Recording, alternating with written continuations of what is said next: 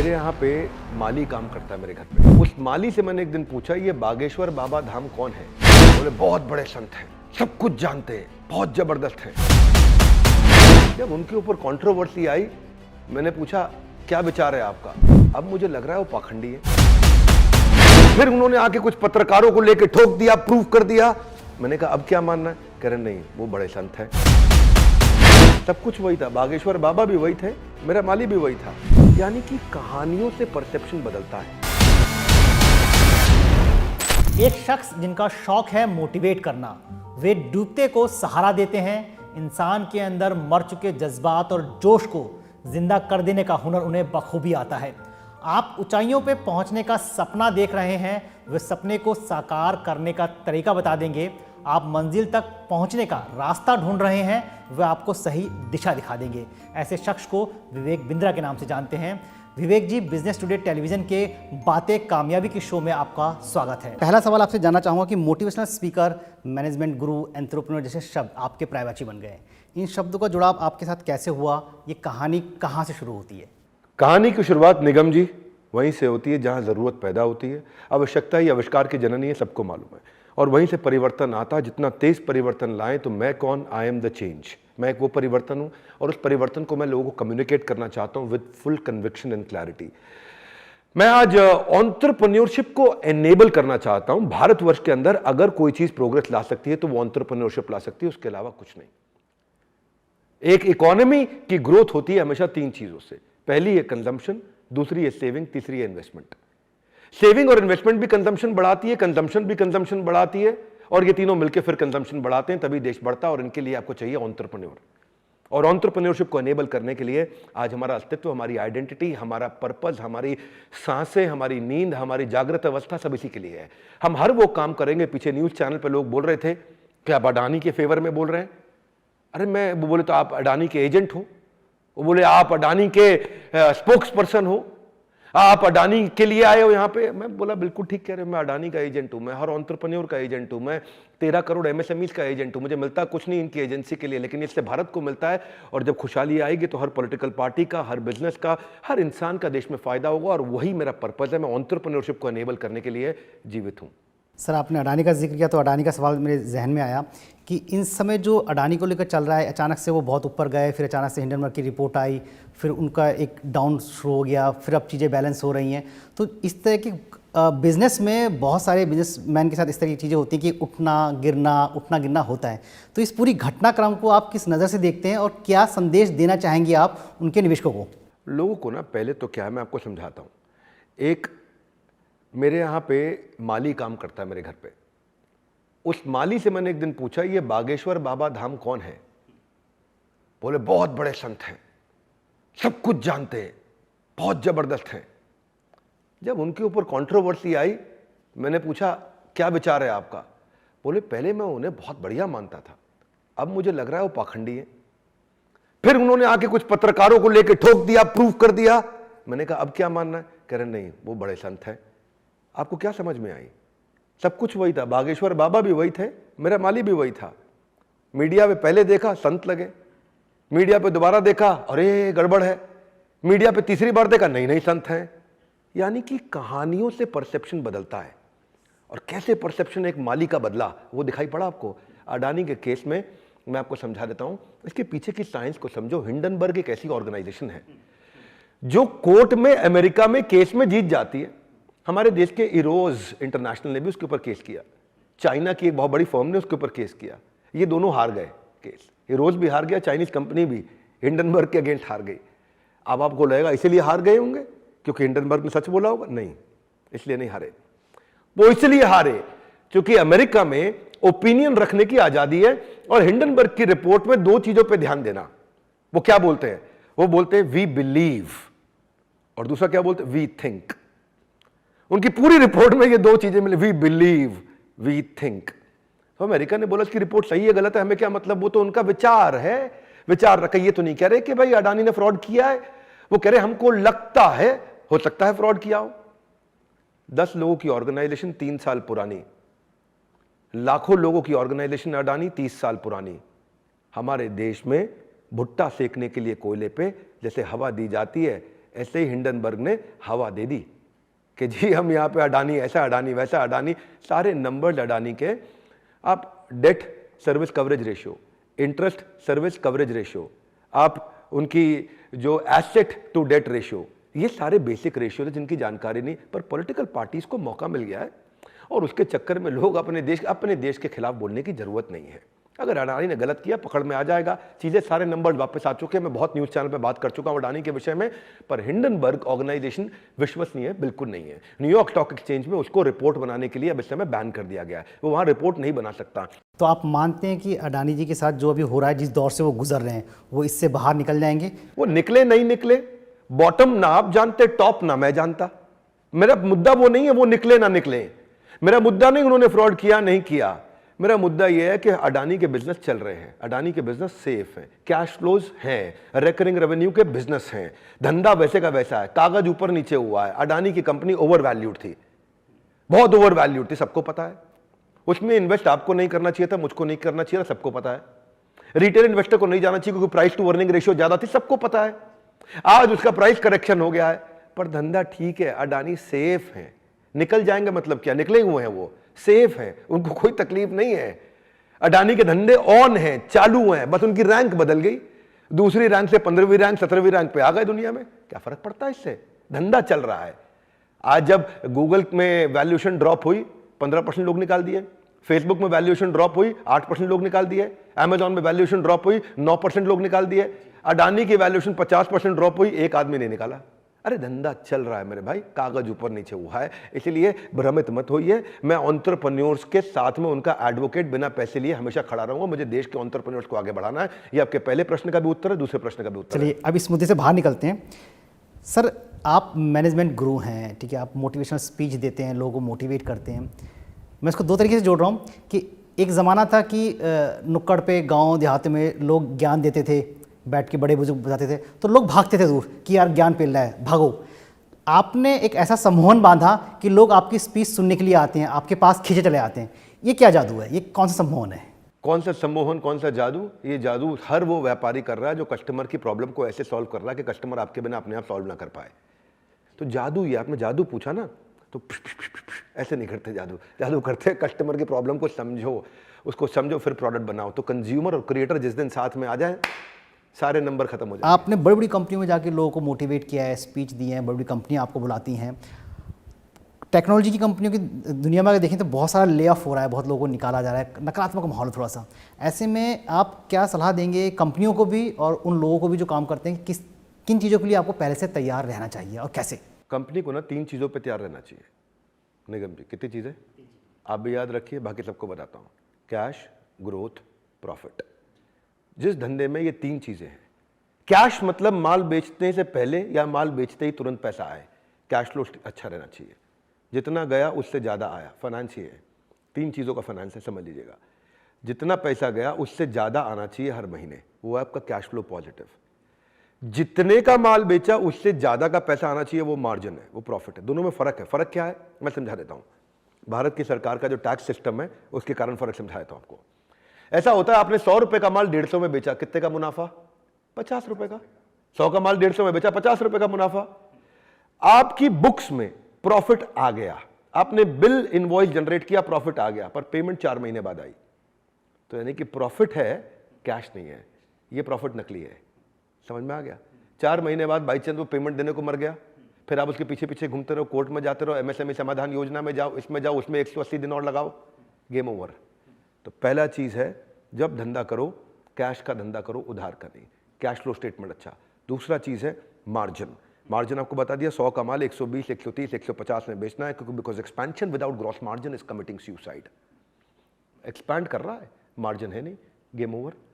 तीसरी चीज ग्रोथ। अब जो कैश और प्रॉफिट आ रहा है वो हर महीने बढ़ बढ़ के आना चाहिए, वो है ग्रोथ। ये बढ़ बढ़ के हर महीने आना चाहिए। अगर आपकी कंपनी का आज आपका जो ऑर्गेनाइजेशन है बिजनेस टुडे टीवी, ये भी हर महीने बढ़ना चाहिए, इसका टॉप लाइन हर महीने इसका रेवेन्यू बढ़ना चाहिए, वो ग्रोथ है। लेकिन बढ़े कैसे? प्रॉफिटेबल तरीके से बढ़े। और पेमेंट कैसे आए? आपके पास एडवर्टाइजर से पेमेंट आता है, तुरंत आए। ऐसे ही मेरा धंधा, आपका धंधा, सबका धंधा। मैं आपके तो बहुत इज्जत करता हूं, आप लोग बहुत बढ़िया काम करते हैं। तो जिस धंधे के अंदर ये 3 चीजें, वहां ले ऑफ नहीं होगा। ले ऑफ होने का दूसरा कारण क्या होता है? आपकी स्ट्रैटेजी बार बार बदल जाना। आज आपने ये प्रोडक्ट लॉन्च किया, उसके लिए आपने 500 आदमी हायर कर लिए, बाद में बोला नहीं नहीं ये प्रोडक्ट काम का नहीं है, अब ये लॉन्च कर दो, तो इनको निकाल के नए आदमी लेकर के आए, लोगों का आपसे विश्वास खत्म हो जाता है। ये दो कारण होते हैं कि ले ऑफ होते हैं, एक स्ट्रैटेजी बार बार बदलना, क्लैरिटी ना होना, और दूसरा कैश ग्रोथ प्रॉफिट कंट्रोल में ना रखना। सारे स्टार्टअप, सारे बिजनेस, जिसके ये तीन चीजें, मेरे यहाँ एक सीनियर लीडर थे हमारी कंपनी में, अंदर की बात आज आपके सामने बता देता हूँ। वो सीनियर लीडर आकर के एक दिन ना एरो सिटी में एक होटल में जाकर के कॉफी शॉप पे मोबाइल लगा के रोने लग गए। हाई पेटीएम का आईपीओ आ रहा है, एक बेचारा छोटे गांव का लड़का कहाँ से कहाँ पहुँच गया, मैं अपनी बेटी का सारा पैसा जमा किया हुआ आज उसके आईपीओ में लगाने जा रहा हूँ, आने वाला आईपीओ, आने वाला आईपीओ। सीनियर लीडर था, मैंने उसको अपने पास बुलाया, मैंने कहा क्या कर रहा है भाई, तेरे कारण हमारी कंपनी की भी बेइज्जती होगी। आज पेटीएम के पास ना कैश है, ना ग्रोथ है, ना मार्जिन है। कैश उसका दूसरों को धंधे पे चल रहा है, ग्रोथ पिछले साल से डीग्रो कर गया, मार्जिन आज तक लॉस में है कंपनी, उसमें तीनों ही नहीं है पेटीएम में। इसका आईपीओ आने के बाद, इसका आईपीओ आई इसलिए रहा है क्योंकि इसके इन्वेस्टर्स को बाहर निकलना है, इसके इन्वेस्टर्स के प्रेशर के कारण इसका आईपीओ आ रहा है। ओ भाई ये तो तेरा उड़ते ही फट से नीचे जाएगा। और मैंने उसको वहां बोल दिया, मैंने कहा देख लियो मेरे दोस्त, 9 महीने के अंदर ये 40% से ज्यादा ड्रॉप होगा। वो नहीं माना, उसने पैसा लगा दिया उस पर। आज वो एम्प्लॉय हमारे साथ नहीं है, क्योंकि वो बहुत शर्मिंदा हुआ बाद में। और क्या हुआ, ये कंपनी 60% उड़ गई। हमारे देश का 60,000 करोड़ रुपया गायब हो गया इस कंपनी में से, क्योंकि तीन चीजें नहीं थी, कैश नहीं था, ग्रोथ नहीं था, प्रॉफिट नहीं था। नायका के साथ भी यही हुआ, जो जो ऐसे करेंगे उनके साथ यही हो। इनको आईपीओ जाना इनकी मजबूरी होती है। निगम जी सुनो पहले ध्यान से, मजबूरी क्या होती है इनकी। मैंने ना आपकी कंपनी में पैसा लगा रखा है, अब मेरा पैसा छुट्टा नहीं हो रहा है, आईपीओ में रिटेल इन्वेस्टर आएगा, मेरा पैसा छुट्टा होगा, मैं बाहर निकलूंगा, तो वो उसको इन्वेस्टर प्रेशर डालता है, आईपीओ चल, आईपीओ चल, आईपीओ चल। ये आईपीओ जाता है, इन्वेस्टर अपना पैसा निकाल के बाहर हो जाता है, इसका धड़ से गेम ओवर, और बेचारा रिटेल इन्वेस्टर मेरा आपके जैसा बर्बाद हो जाता है। किसी भी कंपनी के फंडामेंटल जानना जरूरी है। सर ये जो आपने एग्जांपल दिए बहुत अच्छा है, मैं इसको थोड़ा सा और लार्ज स्पीड जाता हूँ कि शेयर बाजार में लोग पैसा डालते हैं बिना चीज़ों को समझे कि इसका शेयर डाल दो पैसा, शेयर गिर गया निकाल लो पैसा।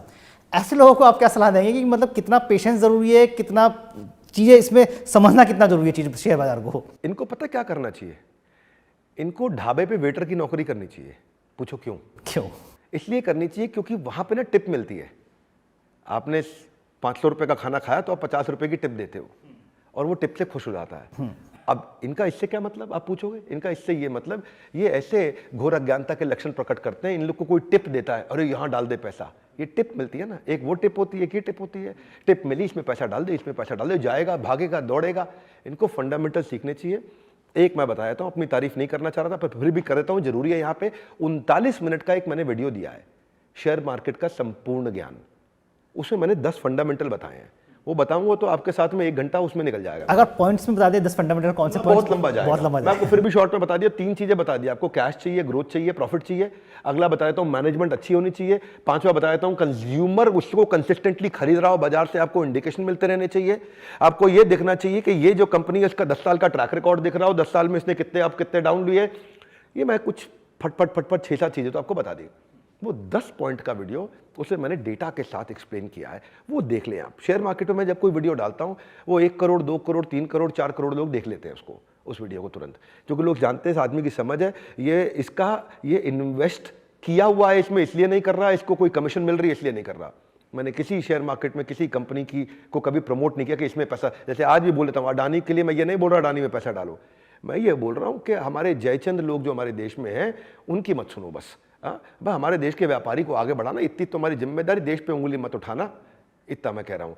खैर मैंने आपको बता दिया शेयर मार्केट के विषय में। एक पीछे किसी ने मुझसे इंटरव्यू में बोला था कि शेयर मार्केट जो है स्कैम है, स्कैंडल है, वो भी एक ज्ञानी है बहुत। शेयर मार्केट ना स्कैम है ना स्कैंडल है, कंप्लीटली रेगुलेटेड है, बहुत जबरदस्त एरिया। अगर इंटेलिजेंस आ जाए, राइट इन्वेस्टमेंट करोगे तो आपको ग्रोथ मिलेगी। अब शेयर मार्केट से बाहर निकलते हैं, कुछ दिन पहले बजट आया, बजट को लेकर आपकी क्या राय है? मैं टैक्स पर भी आऊंगा उसके बाद आपके पास। बजट भी, टैक्स भी, ये सब पे मैं राय दे चुका हूं, फिर भी आपने पूछ लिया है, मैं बता देता हूं। बजट अच्छा बजट है, मैं ये नहीं कहूंगा कि 10 में से 10 है बजट, पर ये बजट जो है, ये बजट एक करेज वाला बजट है जो लॉन्ग टर्म विजन के साथ रखा गया, क्योंकि इंफ्रास्ट्रक्चर पे पैसा काफी लगा दिया। भाई अपन 4-5 लाख करोड़ से 7.5 लाख करोड़ पे गए, उससे 10 लाख करोड़ पे आ गए, कई गुना ग्रोथ इंफ्रास्ट्रक्चर पे लगाई गई। मैं आपको एक उदाहरण दे देता हूं। आज हम नोएडा में बैठे हैं, मेरे घर पे बैठे हैं, यहाँ पे जिम के अंदर चर्चा कर रहे हैं। यहाँ पे नोएडा में बाहर एक छोटा सा एक्सप्रेस वे है 20-25 किलोमीटर का, सड़क बनी, इंफ्रास्ट्रक्चर है, उसके बनने से 1 लाख मकान बन गए, उसके बनने से 2.5 लाख लोगों के ऑफिस बन गए, उसके बनने से 10 बड़े मॉल बन गए, उसके बनने से आज काफी रेजिडेंशियल पेरिफेरल छोटे बिजनेस भी आ गए, उसके बनने से एक बहुत बड़ी ग्रोथ आई। ये 25 किलोमीटर बता रहा हूं आपको। हमारा देश में हजारों किलोमीटर की सड़कें बन रही हैं। अमेरिका में सड़कें इसलिए हैं क्योंकि अमेरिका अमीर है। यस और नो? नो। अमेरिका अमीर इसलिए है क्योंकि अमेरिका में सड़कें हैं। समझ में आ रही मेरी बात? बड़ी अलग बात बता रहा हूं मैं। अमेरिका इसलिए अमीर है क्योंकि अमेरिका में सड़कें हैं। जब सड़कें होती हैं, अब सुनिए 2 बात और बताता हूं बजट के बारे में आपको। एक बड़ी कमाल की बात, आज बड़ा खुल के हो रहा है इंटरव्यू। ऐसे इंटरव्यू कम देता हूं मैं कभी कभी, बड़ा स्पॉन्टेनियस बात हो रही है। जब आप किसी को रेवड़ी बांटते हो, रेवड़ी बांटना थोड़ा कठोर शब्द है पर इसका अर्थ यह हुआ जब आप किसी को फ्री बीज देते हो, कुछ गिफ्ट देते हो, तो 1 रुपए की रेवड़ी यानी कि 1 रुपए का फ्री बी यानी कि 1 रुपए का गिफ्ट देने से 90 पैसे की इकोनॉमिक एक्टिविटी होती है देश में। जब आप इंफ्रास्ट्रक्चर में पैसा लगाते हो तो 1 रुपए की इन्वेस्टमेंट से 3.5 रुपए की इकोनॉमिक एक्टिविटी होती है। अब इसको समझते हैं फिस्कल डेफिसिट से जोड़ के, साधारण भाषा में समझाना मेरी एक्सपर्टीज है, ठीक है। फिस्कल डेफिसिट क्या है? मैंने अपने बजट के वीडियो के बाद अपने रसोइये से पूछा। मैंने कहा महाराज बोलते हैं प्रेम से अपने रसोइये को, मैं कहा महाराज फिस्कल डेफिसिट क्या है? समझ में आया मेरा वीडियो देख के? बुरा आ गया। मैं कहा क्या है? बोला ज्यादा पैसा अगर देश में आया और कम खर्च हुआ तो फिस्कल सरप्लस, और ज्यादा पैसा देश से खर्च हो गया, देश की इनकम कम हुई तो फिस्कल डेफिसिट। सिंपल हो गया। तो अगर एक बावर्ची, जिसको महाराज, जिसको शेफ, जिसको एग्जीक्यूटिव शेफ, सू शेफ बोलो, वो भी समझ गया। अब इसको जोड़ते हैं। निगम साहब, फिस्कल डेफिसिट 2 तरह के होते हैं। ये तो आपके साथ चलते चलते आज मैक्रो इकोनॉमिक्स की क्लास भी हो रही है साधारण भाषा में। फिस्कल डेफिसिट 2 तरीके हैं। एक फिस्कल डेफिसिट मैंने खर्चा ज्यादा कर दिया, इनकम कम हुआ, लेकिन रेवड़ी बांट के। एक फिस्कल डेफिसिट जिसमें मैंने खर्चा ज्यादा कम कर दिया, इनकम कम करी, लेकिन इंफ्रास्ट्रक्चर पे इन्वेस्ट करके। पैसा मेरा यहां भी ज्यादा खर्च हुआ, पैसा यहां भी ज्यादा खर्च हुआ, पर ये इन्वेस्टमेंट है, मुझे रिटर्न देगा आगे चल के। ये मेरा खत्म हो गया, साफ हो गया, इससे कोई रिटर्न नहीं आएगा आगे चल के। ये आएगा तो बहुत कम आएगा, मार्जिनल आएगा, बिल्कुल नहीं आएगा कहना भी गलत हो जाएगा। यहां पे मेरे को बड़े रिटर्न मिलेंगे, इसलिए इसको ऐसे समझ लो, यहां पैसा खर्च हुआ है, यहां पैसा निवेश हुआ है। 2 तरह के फिस्कल डेफिसिट हैं।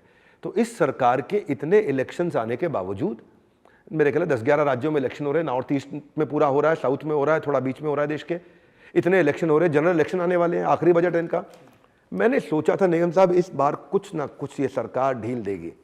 ये भी ले लो, ये भी ले लो, ये भी ले लो, बिजली ले लो, पानी ले, सब कुछ ले लो, हमसे फ्री में ले लो। कुछ नहीं किया उन्होंने। पता नहीं, समाव सरकार को डर नहीं लगता है इसको। समाव मैं समझता हूँ कि बड़ी करेजियस सरकार है। सरकार किसी भी पार्टी की हो, लेकिन जब भी बजट आता है टैक्स की बात जरूर होती है। वो और इसलिए टैक्स, मैं आपको बताता हूँ, इसको मैं एक नई तरीके से समझाता हूँ आज आपको निगम जी। हमारे देश में टोटल 3.25-4 करोड़ लोग टैक्स फाइल करते हैं। देश में लोग कितने हैं? 140 करोड़ से ज्यादा हैं। अभी कईयों का आधार नहीं बना, अंदर की बात ये है। सच बात है। 140 करोड़ से ज्यादा लोग हैं हमारे देश में, ठीक है। उसमें से कितने लोग टैक्स फाइल कर रहे हैं? 4 करोड़। उसमें से 2,80,00,000 लोग टैक्स फाइल कर रहे हैं, जीरो। कितना कर रहे हैं? जीरो। काम का टैक्स देने वाले लोग कितने हैं? 1 करोड़। अब सरकार कहती है यार 140 करोड़ पे दिमाग लगाएं कि 1 करोड़ पे दिमाग लगाएं। और जो टेलीविजन देख रहे हैं और जो डिबेट में आते हैं और पूछते हैं, देखते हैं, वो ये 1 करोड़ ही हैं। वो टॉप 15 शहरों के प्रोफेशनल नौकरी करने वाले बेचारे। इसलिए सरकार इस पर टैक्स पे बहुत ज़्यादा दिमाग नहीं लगाती। उसका कारण इनकम टैक्स पे बोल रहा हूँ, जीएसटी पे नहीं बोल रहा। जीएसटी पे लगाती है। जीएसटी 10.25 लाख करोड़, 10.5 लाख करोड़ से 13.25 लाख करोड़ हो गया। 25% ग्रोथ लेकर के आई निर्मला ताई, आपको बहुत बधाई है। जीएसटी आने का मतलब पता क्या होता है? ज़्यादा, कई लोग सोचेंगे अज्ञानता में, जीएसटी ज़्यादा आने का मतलब तो ये हो गया कि सरकार हमको लूट रही है। नहीं, जीएसटी ज़्यादा आने का मतलब है कंजम्पशन बढ़ी है। जीएसटी ज़्यादा आने का मतलब है इकोनॉमिक एक्टिविटी बढ़ी है। जीएसटी किस पे देते हो? साबुन पे, तेल पे। जीएसटी किस पे देते हो? कपड़ा खरीदने पे। आप पहले कम कपड़ा खरीदते थे निगम जी, इस साल ज़्यादा खरीद रहे हो, तो उसका मतलब आपने इकोनॉमिक एक्टिविटी करी, मतलब आपका पर्सनल डिस्पोजेबल इनकम बढ़ा। पर्सनल डिस्पोजेबल इनकम बढ़ा इसलिए बढ़ा क्योंकि देश आगे प्रगति कर रहा है। जीएसटी में आ रहा है। इनकम टैक्स में सरकार बहुत ध्यान कभी भी नहीं देगी, मैं बता सकता हूं। लेकिन सर देखें, टैक्स देने वाला जो तबका है उसकी टैक्स देने में कौन टूट रही है? गाड़ी लो तो टैक्स, रोड दो टैक्स, तो कहीं ना कहीं आपको समझा तो रहा हूं, ये तबका बहुत छोटा है। तो इसी की कमर टूटी पड़ी है। आपको ये तबका बार बार दिखाई पड़ रहा है क्योंकि आपका तबका कमेंट करता है आपके वीडियो के नीचे। ये तबका आपको कुछ ना कुछ ओपिनियन पोल में पार्टिसिपेट करता है, क्योंकि ये थोड़ा एजुकेटेड तबका है, ये सेमी एजुकेटेड तबका है। बाकी के लोग जो है, जो असली जनता है, पूरा भारत है, उनको इससे फर्क नहीं पड़ता है। वो खाली इसकी बात करते हैं। टैक्स फाइल कर कितने, बता तो दिया आपको, 1.25 करोड़ लोग काम किए जो टैक्स फाइल कर रहे हैं। जो बेचारे ईमानदारी से टैक्स फाइल कर रहे हैं उनको कहीं ना कहीं सरकार को थोड़ी सी राहत दे देनी चाहिए। हाँ, ये आपने ठीक कहा, जो ईमानदारी से, जब इतने कम लोग पूरे देश को चला रहे हैं, इस 1.25 करोड़ लोग 140 करोड़ का खर्चा उठा रहे हैं, तो उनको राहत देनी चाहिए। मैं बताता हूँ राहत कैसे देनी चाहिए। राहत 2 तरीके से देनी चाहिए। मैं थोड़ा आउट ऑफ लीग बताऊंगा, काम की बात बताऊंगा, वैल्यूएबल बात बताऊंगा। 2 तरह से राहत देनी चाहिए सरकार को। पहली राहत ये देनी चाहिए कि मेरे भाई निगम जी, आपने इतना टैक्स दिया यार, आप तो बहुत बढ़िया आदमी हो, एयरपोर्ट में आप लाइन पे क्यों लगे हो? आप टैक्स पेयर हो, आपकी अलग लाइन लगवाते हैं। एम्स में आपको बेड नहीं मिल रहा, आपके लिए स्पेशल रिजर्वेशन रखते हैं बेड का। आपको आज कोई फैसिलिटी नहीं मिल रही है, आपको आधार बनने में देर लग रहा है, आपको पासपोर्ट वीजा इमिग्रेशन के लिए डिले हो रहा है, आपने पासपोर्ट रीअप्लाई कराया, रिन्यू कराया, आपका पासपोर्ट आना चाहिए 24 घंटे में, बाकी आ रहा 24 दिन में, आपका 24 घंटे में आना चाहिए। टैक्स पेयर को सरकार एक छोटा सर्टिफिकेट देती है जिसको लेके किधर घूमे कोई फायदा नहीं। टैक्स पेयर को ये सारे, क्योंकि जिस व्यवहार पे दोगे पुरस्कार उसी को दोहराया जाएगा बार बार। An effort which is appreciated gets repeated. Number 2, taxpayer को और क्या फायदा होना चाहिए? दूसरा, टैक्स पेयर के लिए इन्हें क्या करना चाहिए था कि टैक्स पेयर को छोड़े, जो टैक्स का चीटर है उसको पकड़े, इनकम टैक्स वहां से निकाल के लाए। आज बहुत सारे लोग ऐसे हैं जो टैक्स इवेजन कर रहे हैं, उनको पकड़े। बहुत सारे ऐसे हैं जिनको पकड़ नहीं पाया, उसके भी 14-15 तरीके हैं टैक्स इवेजन के। एनीवेज, ये फेसलेस हो रहे हैं इसको लेकर के। टेक्नोलॉजी, AI, ML से इन्होंने बहुत काम किया है। मैं ये नहीं कहूंगा कि सरकार काम नहीं कर रही है, मैं ये कहूंगा कि इस पर और काम किया जा सकता है। जो टैक्स चोरी कर रहा है वहां से कमाई बढ़ाएं, जो बेचारा ईमानदारी से दे रहा है उसकी कमर ना तोड़े। इसमें मैं आपके साथ हूं, लेकिन मैंने 2 बातों के साथ इसको डिटेल में समराइज किया। राहुल गांधी यात्रा पर निकले थे, भारत जोड़ो यात्रा कर रहे थे। मेरा मानना है, पूछना है आपसे ये कि अगर आप सबको सलाह देते हैं, सबको मोटिवेट करते हैं, एक मौका आपको मिले कि राहुल गांधी को सलाह देनी है, उनको मोटिवेट करना है, तो आप क्या कहेंगे? ओए होए होए, क्या प्रश्न पूछे। राहुल गांधी को क्या सलाह देंगे? राहुल गांधी जी का पीछे किसी के थ्रू हमसे मिलने के लिए इनविटेशन आया था। मैं उनसे मिलूंगा, उनको प्राइवेटली सलाह दूंगा, पब्लिकली नहीं बताऊंगा। चलिए ठीक है सर। बस आखिर के 1-2 सवाल और आपसे पूछूंगा कि हर व्यक्ति की ज़िंदगी में संघर्ष होता है, आपके जीवन में भी संघर्ष रहा, ठीक है, और हर सक्सेस हासिल कर चुके एक इंसान के पीछे कोई ना कोई एक महिला या कोई ना कोई एक इंसान ज़रूर होता है। आपके पीछे वो कौन लोग रहे जिन्होंने आपको वहाँ तक पहुँचने में मदद की, या आपका साथ दिया, या आपको मोटिवेट किया? 3 लोग जिन्होंने मेरी मदद करी। मेरे आंसर में क्लैरिटी होती है। पहला, मेरे गुरुजी, जिन्होंने मुझे ये दिशा दिखाई, कहा कि आप भगवद गीता लीजिए और बिजनेस और मैनेजमेंट की पढ़ाई कराइए, क्योंकि आपने मैनेजमेंट की पढ़ाई भी करी है, शास्त्रों की पढ़ाई भी करी है, इन दोनों पढ़ाई को जोड़ के देश की मदद करिए। तो पहला, मेरी सक्सेस की शुरुआत से लेकर अंत तक जो भी मेरे को अच्छा मिला उनके कारण, जो गलती हुई है मेरे कारण।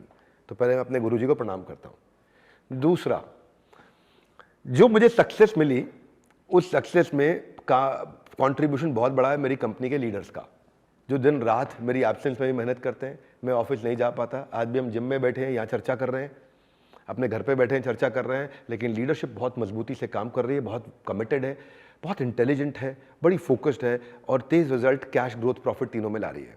तो वो दूसरा। और तीसरा, जो सबको बनाए रखता है, वो हमारा कंज्यूमर।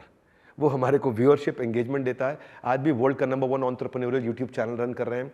एटलीस्ट 8-9 कैटेगरी, 12 कैटेगरी के अंदर वर्ल्ड में नंबर 1 है। इनके अलावा 11 वर्ल्ड रिकॉर्ड्स भी बन गए हैं। ये सब हमारे कंज्यूमर्स के कारण हुआ है।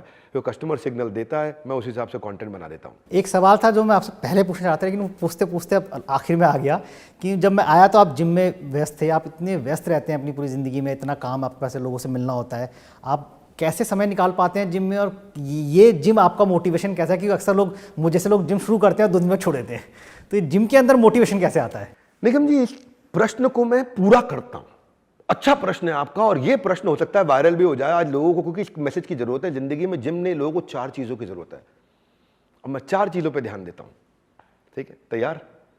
पहली चीज होती है, मैं 4 चीजों को ऐसे समझाता हूं, एक ये, एक ये, एक ये और एक जेब। ये 4 चीजें, ठीक है। जेब मतलब पैसा कमाना नहीं रुकना चाहिए, आपको पैसा कमाने की आदत पड़नी चाहिए कि आप ढंग से अच्छा पैसा कमाओ, ताकि बाकी सबकी आप मदद कर पाओ, सेवा कर पाओ, उसको इकोनॉमिक एक्टिविटीज में, उसको सबके इकोसिस्टम में मदद करो। तो पैसा आपको कमाना आना चाहिए, रेगुलर कमाना चाहिए, बढ़ बढ़ के कमाना चाहिए। पहला चीज, तो मैं उसमें समय लगाता हूं। दूसरा, इस पे समय लगाता हूं, रोज सीखना, रोज अपने आप को लर्निंग कराना, रोज सीखना, रोज लर्निंग कराना, रोज सीखना, रोज लर्निंग कराना। क्योंकि भाई साहब, अनपढ़ वो नहीं जो पढ़ नहीं पाते, अनपढ़ वो हैं जो सीखना नहीं चाहते। इसलिए सीखना बहुत जरूरी है। अगर ऐसे ही पढ़े रहोगे तो आगे चल के बहुत पड़ेगी, तो इसलिए पढ़ते रहो, बहुत अच्छा है। तो ये हो गया दूसरा। एक जेब बताया, एक दिमाग बताया। अब आते हैं आपको तीसरा, वो है आपका दिल। दिल हमेशा तब खुश रहेगा जब आध्यात्मिक जीवन में आगे बढ़ोगे, जब मन को संतुष्ट रखोगे, थोड़ा घूमोगे फिरोगे और आध्यात्मिक प्रगति करोगे, मन को संतुष्ट स्पिरिचुअलिटी के साथ रखोगे। और चौथा है आपकी हेल्थ, वो आपका फिजिकल है ना। तो मैं जिम में रोज समय लगाता हूँ, जिम में लगाता हूँ, इधर फुटबॉल कोर्ट है उसमें लगाता हूँ, बैडमिंटन कोर्ट में लगाता हूँ। 1.5 घंटे से 2 घंटे का मेरा फिजिकल एक्टिविटी रोज रहता है। ये चारों पे समय लगाता हूँ। जो इंसान इन चारों पे समय लगाता है उसको कौन हराएगा? वो जिंदगी में रोज प्रगति करेगा, आनंद लेगा, उसका आनंद कभी रुक नहीं सकता है। ये 4 चीजों पर अपने आप को नंबर दे दीजिएगा, अपने आप को स्कोर दे दीजिएगा। चारों में 10 में से स्कोर दीजिए। हेल्थ में कितना काम कर रहे हैं, स्पिरिचुअल लाइफ में कितना काम कर रहे हैं, लर्निंग पे कितना काम कर रहे हैं, फाइनेंशियल लाइफ पे कितना काम कर रहे हैं। बस ये 4 में 40 में से जब अपने आप को 35 के ऊपर देखेंगे टोटल, तो आप समझ लीजिए जीवन ठीक है। नहीं तो जिस एरिया में गड़बड़ है उसको ठीक करना शुरू कर दीजिए। विवेक जी, आपने हमको समय दिया, इसके लिए बहुत बहुत धन्यवाद। आपसे बात करके मजा आया। धन्यवाद।